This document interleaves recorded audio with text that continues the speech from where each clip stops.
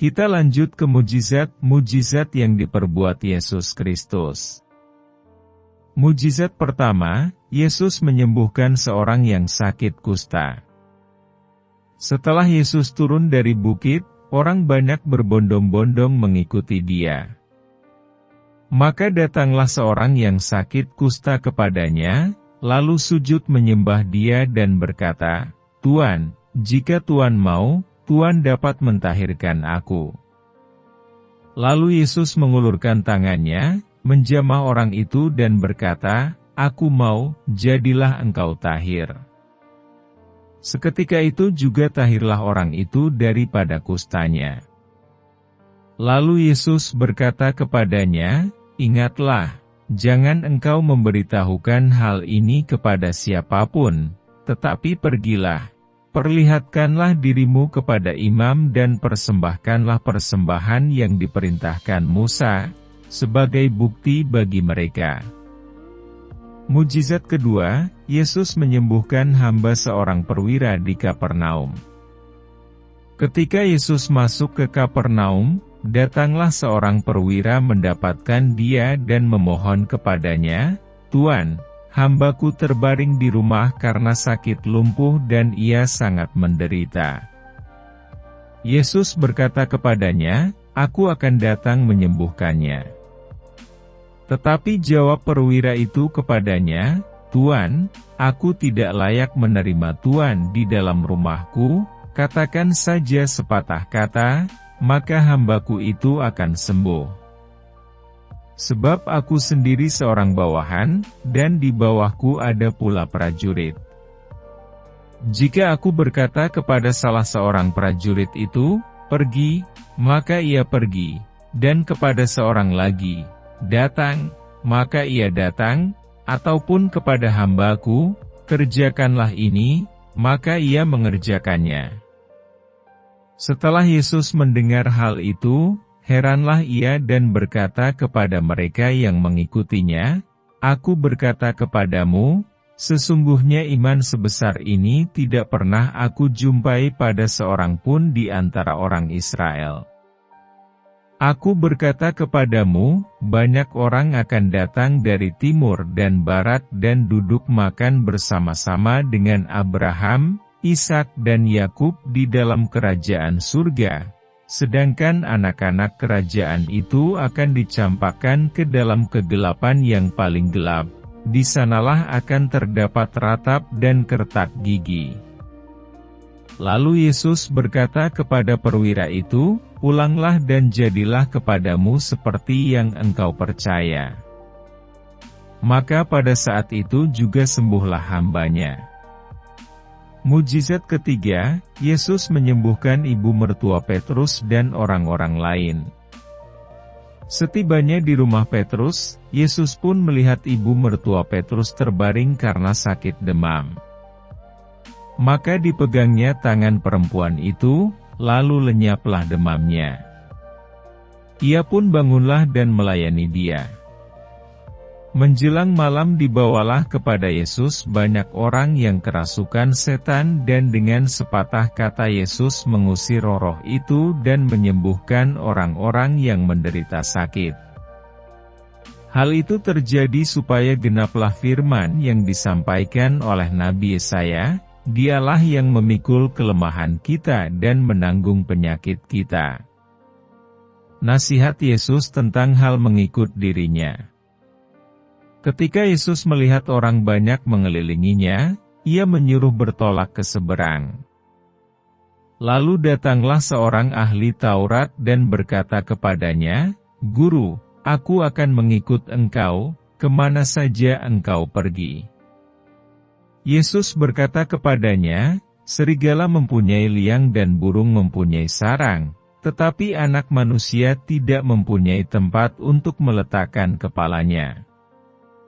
Seorang lain, yaitu salah seorang muridnya, berkata kepadanya, "Tuhan, izinkanlah aku pergi dahulu menguburkan ayahku." Tetapi Yesus berkata kepadanya, "Ikutlah aku dan biarlah orang-orang mati menguburkan orang-orang mati mereka." Lanjut mujizat keempat, angin ribut diredakan. Lalu Yesus naik ke dalam perahu dan murid-muridnya pun mengikutinya. Sekonyong-konyong mengamuklah angin ribut di danau itu, sehingga perahu itu ditimbus gelombang, tetapi Yesus tidur. Maka datanglah murid-muridnya membangunkan dia, katanya, "Tuhan, tolonglah, kita binasa." Ia berkata kepada mereka, "Mengapa kamu takut, kamu yang kurang percaya?" Lalu bangunlah Yesus menghardik angin dan danau itu, maka danau itu menjadi teduh sekali. Dan heranlah orang-orang itu, katanya, "Orang apakah dia ini, sehingga angin dan danau pun taat kepadanya?" Mujizat kelima, 2 orang yang kerasukan disembuhkan. Setibanya di seberang, yaitu di daerah orang Gadara, datanglah dari pekuburan 2 orang yang kerasukan setan menemui Yesus. Mereka sangat berbahaya, sehingga tidak seorang pun yang berani melalui jalan itu. Dan mereka itu pun berteriak, katanya, "Apa urusanmu dengan kami, hai Anak Allah? Adakah engkau kemari untuk menyiksa kami sebelum waktunya?" Tidak jauh dari mereka itu sejumlah besar babi sedang mencari makan. Maka setan-setan itu meminta kepadanya, katanya, "Jika engkau mengusir kami, suruhlah kami pindah ke dalam kawanan babi itu." Yesus berkata kepada mereka, "Pergilah." Lalu keluarlah mereka dan masuk ke dalam babi-babi itu. Maka terjunlah seluruh kawanan babi itu dari tepi jurang ke dalam danau dan mati di dalam air.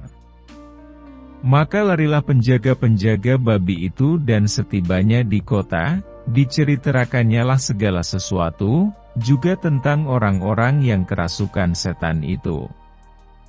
Maka keluarlah seluruh kota mendapatkan Yesus dan setelah mereka berjumpa dengan Dia, mereka pun mendesak supaya ia meninggalkan daerah mereka. Mujizat ke-6, orang lumpuh disembuhkan. Sesudah itu naiklah Yesus ke dalam perahu lalu menyeberang. Kemudian sampailah ia ke kotanya sendiri. Maka dibawa oranglah kepadanya seorang lumpuh yang terbaring di tempat tidurnya. Ketika Yesus melihat iman mereka, berkatalah ia kepada orang lumpuh itu, "Percayalah, hai anakku, dosamu sudah diampuni." Maka berkatalah beberapa orang ahli Taurat dalam hatinya, "Ia menghujat Allah."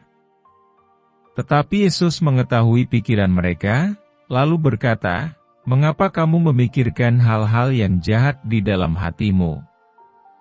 Manakah lebih mudah, mengatakan, 'Dosamu sudah diampuni,' atau mengatakan, 'Bangunlah dan berjalanlah'? Tetapi supaya kamu tahu, bahwa di dunia ini Anak Manusia berkuasa mengampuni dosa." Lalu berkatalah ia kepada orang lumpuh itu, "Bangunlah, angkatlah tempat tidurmu dan pulanglah ke rumahmu." Dan orang itu pun bangun lalu pulang. Maka orang banyak yang melihat hal itu takut lalu memuliakan Allah yang telah memberikan kuasa sedemikian itu kepada manusia. Kisah Matius pemungut cukai mengikut Yesus. Setelah Yesus pergi dari situ, ia melihat seorang yang bernama Matius duduk di rumah cukai, lalu ia berkata kepadanya, "Ikutlah aku." Maka berdirilah Matius lalu mengikut dia.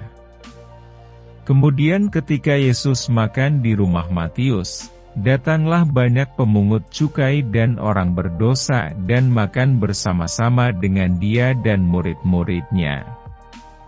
Pada waktu orang Farisi melihat hal itu, berkatalah mereka kepada murid-murid Yesus, "Mengapa gurumu makan bersama-sama dengan pemungut cukai dan orang berdosa?" Yesus mendengarnya dan berkata, "Bukan orang sehat yang memerlukan tabib, tetapi orang sakit. Jadi pergilah dan pelajarilah arti firman ini, yang ku kehendaki ialah belas kasihan dan bukan persembahan, karena aku datang bukan untuk memanggil orang benar, melainkan orang berdosa. Nasihat Yesus tentang hal berpuasa. Kemudian datanglah murid-murid Yohanes kepada Yesus dan berkata, "Mengapa kami dan orang Farisi berpuasa, tetapi murid-murid-mu tidak?" Jawab Yesus kepada mereka, "Dapatkah sahabat-sahabat mempelai laki-laki berduka cita selama mempelai itu bersama mereka? Tetapi waktunya akan datang mempelai itu diambil dari mereka dan pada waktu itulah mereka akan berpuasa. Tidak seorang pun menambalkan secarik kain yang belum susut pada baju yang tua, karena jika demikian kain penambal itu akan mencabik baju itu, lalu makin besarlah koyaknya. Begitu pula anggur yang baru tidak diisikan ke dalam kantong kulit yang tua, karena jika demikian kantong itu akan koyak sehingga anggur itu terbuang dan kantong itu pun hancur. Tetapi anggur yang baru disimpan orang dalam kantong yang baru pula, dan dengan demikian terpeliharalah kedua-duanya." Mujizat ketujuh, anak kepala rumah ibadat, perempuan yang sakit pendarahan. Sementara Yesus berbicara demikian kepada mereka, datanglah seorang kepala rumah ibadat, lalu menyembah dia dan berkata, "Anakku perempuan baru saja meninggal, tetapi datanglah dan letakkanlah tanganmu atasnya, maka ia akan hidup."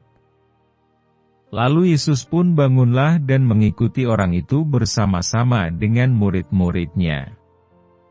Pada waktu itu seorang perempuan yang sudah 12 tahun lamanya menderita pendarahan maju mendekati Yesus dari belakang dan menjamah jumbai jubahnya.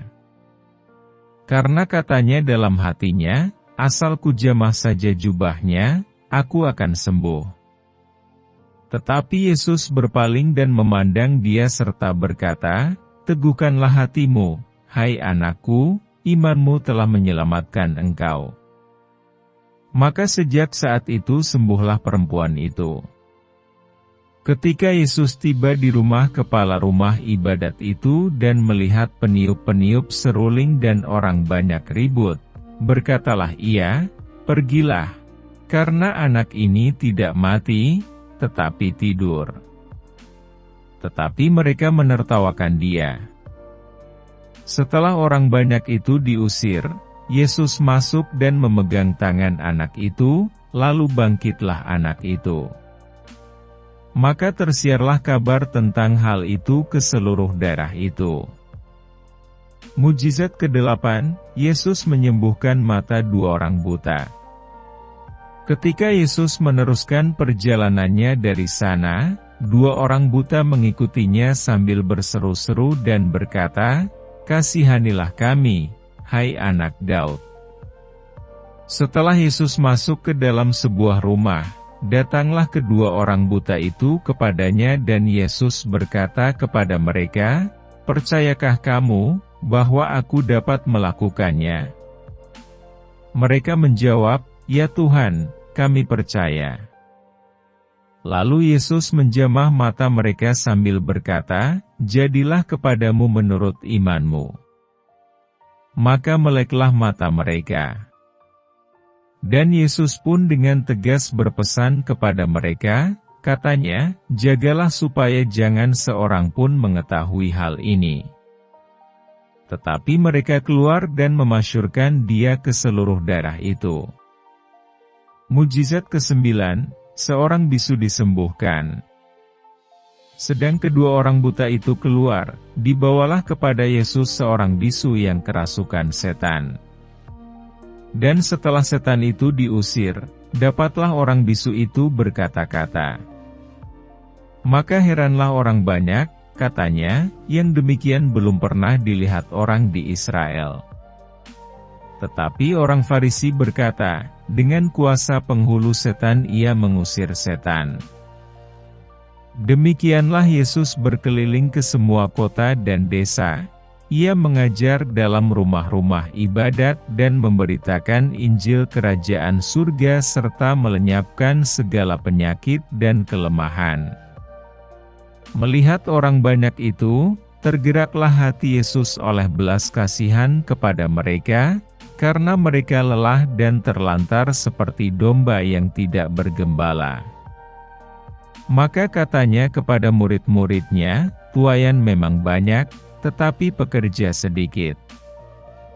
Karena itu mintalah kepada Tuhan yang empunya tuaian, supaya ia mengirimkan pekerja-pekerja untuk tuaian itu."